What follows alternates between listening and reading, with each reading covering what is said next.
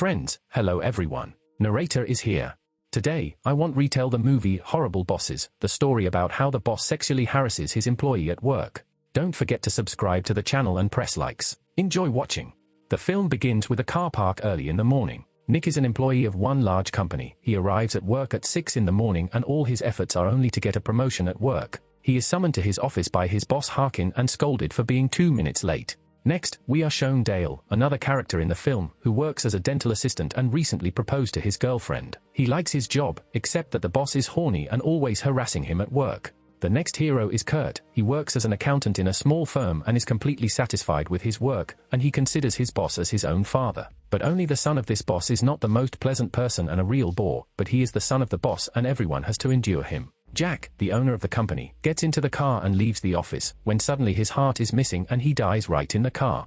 That same evening, 3 friends are sitting in a bar and talking to each other and each of them complains about how unlucky they are with their bosses, but they have no other choice. The next day, Harkin, Nick's boss, announces himself as VP of Sales and Nick's hard work is in vain. He never gets the promotion he was hoping for. Nick can't quit because his boss will specifically write a bad letter of recommendation about him as an employee, and in the end, Nick stays at his job.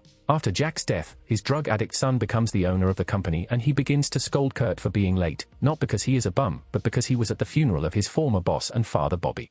Bobby doesn't care about the campaign and only wants money and asks Kurt to take care of laying off some employees in order to have more profit. Further, Dale enters the office of his boss, Julia, where he stands half naked. She tries to seduce him again and tells him that he must sleep with her before the wedding so as not to destroy the marriage with his future wife. The same evening, the 3 of them again sit at the bar and talk about what an unbearable job everyone has. They are already thinking about quitting, as their former friend approaches them and complains that he was fired. After that, the heroes decided to hold on to work even stronger. The next day, Dale's fiancée comes to work and Julia offers to give her a free filling as a token of friendship. As he falls asleep from the anesthesia, Julia lashes out at Dale so they can sleep right now. As a result, Dale freaks out and quits, but Julia blackmails him into showing fake photos of his fiancée, where they seem to be sleeping together. He comes to his friends and offers to kill everyone's bosses in order to start living in peace. In the end, the friends decide to hire the boss to do everything and make an appointment at a motel instead of bringing him to their house. The alleged hitman arrives at the motel and spreads the tape on the floor. Now they all think that he wants to kill them, but it turns out that he is not a killer, but just a person who pisses on others for money. Nick, Kurt and Dale are driving a car and understand that in order to find a killer for them, they need to go to a criminal area and find the performer of their work in a not very prosperous restaurant. They approach the bartender, but he takes them aggressively. As a result, on the way out they come across Dean Jones, a middle-aged man who is ready to do the job for $5,000. The next day, all 3 withdraw money and hand it over to Jones in a bag for documents, but he is only ready to advise them, but not to participate in any way. For $5,000, he advises them to set up an accident with the bosses, and it is advisable that everyone handle their friend's boss so that everyone has an alibi. Dale and Kurt are in the car to go scouting and are just waiting for Nick. Nick fakes nausea and Harkin lets him leave work early. The 3 of them sit in the car and watch the house of Bobby, Kurt's boss. When the gate is open to allow Bobby's car to leave, the 3 of them enter the house and start walking around to set up an accident. His house turns out to be a real museum of freaks and a real lack of taste. Dale and Nick accidentally scatter a box of Bobby's cocaine, and Kurt angrily stains his hygiene products. Realizing that the operation failed, they leave. As they drive to the car, Kurt pulls out Bobby's phone and says that it will help them in the case. All 3 of them come to Harkin's house to investigate, and Dale is left in the car to signal if anyone goes to the house. Dale is sitting in the car throwing trash out the window as Harkin walks by. He begins to swear at him in a hostile manner for not littering, but inhales the smell of peanuts, to which he is allergic. Dale takes the syringe to give him an allergy shot as Nick and Kurt watch from the window and think that Dale killed Harkin. They run away from the house and accidentally lose Bobby's phone, which was stolen from his house.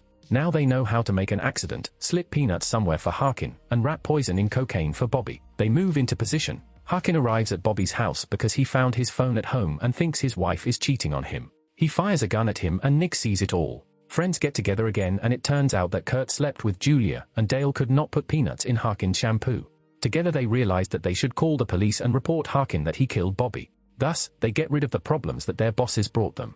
But in the parking lot, a police officer approaches them and says that Nick's car was seen on street cameras near the place where the man was killed. They are taken to the police station, but after a while they are released because they cannot press charges. The police officer says that Bobby's house will be searched for fingerprints and DNA by detectives. Then Kurt remembered that in spite of himself he wanted to stick a toothbrush up his ass and this could lead the police to him. They drive quickly to Bobby's house to clean up any trail that might lead to them. They do not know what to do and go to a guy named Jones, who has already helped them. He advises them to take the murder confession and give it to the police. The three of them drive to Harkin's house to take the confession and end up at his birthday party. Harkin confesses to the murder of Bobby, but Kurt, who was supposed to record it all on a dictaphone, locked himself in the toilet with Harkin's wife, and after a failure, they leave this house together, and along the way they notice searches of the house and decide to go on the run in order to don't go to jail. Harkin catches up with them in a car and the chase begins. He crashes into their car and shoots himself in the foot to set them up for the police, but the voice assistant in Kurt's car records their conversation before the shot, where Harkin confesses to the murder and is arrested. The film ends with Nick and Kurt having new bosses, and Dale solved the problem with Julia by recording her molestation on camera and thus blackmailing her.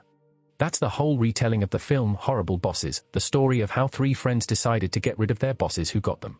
If you like this retelling, then do not forget to like this video and click on the subscribe button, and you can also watch other retellings on this channel.